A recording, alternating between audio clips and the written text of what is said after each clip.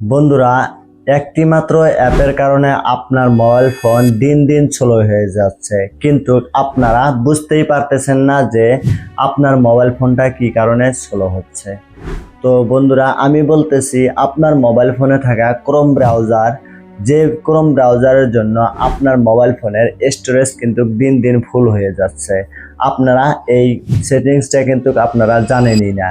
তো এই স্টোরেজগুলা আপনার ক্রোম ব্রাউজারের যে স্টোরেজগুলা রয়েছে এগুলা আপনারা কিভাবে খালি করবেন আজকের ভিডিওতে আমি আপনাদের দেখাবো।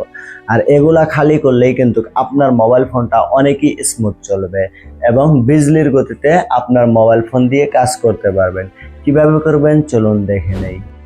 বন্ধুরা, এই সেটিংসটা অন করার জন্য সর্বপ্রথম আপনারা চলে যাবেন আপনাদের মোবাইল ফোনের ক্রোম ব্রাউজারে গিয়ে উপরে দেখতে পাবেন থ্রি ডট, এই থ্রি ডট অপশনটাতে ক্লিক করবেন। ক্লিক করার পরে এবার সেটিংসে ক্লিক করবেন।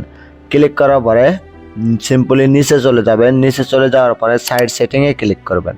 ক্লিক করার পরে আবারও নিচে চলে যাবেন, একদম নিচে চলে যাবেন। নিচে চলে যাওয়ার পরে এখানে দেখতে পাবেন ডাটা স্টোরেজ।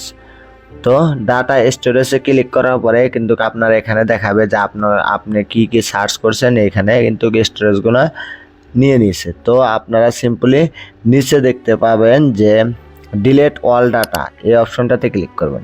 ক্লিক করার পরে সিম্পলি আপনারা এখান থেকে আপনারা ডিলিট করে দেবেন। তো ডিলিট করলেই কিন্তু আপনার স্টোরেজটা খালি হয়ে যাবে।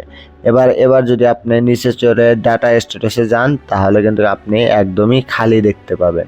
তো এইভাবে কিন্তু আপনি আপনার মোবাইল ফোনটাকে ফাস্ট চালাইতে পারবেন।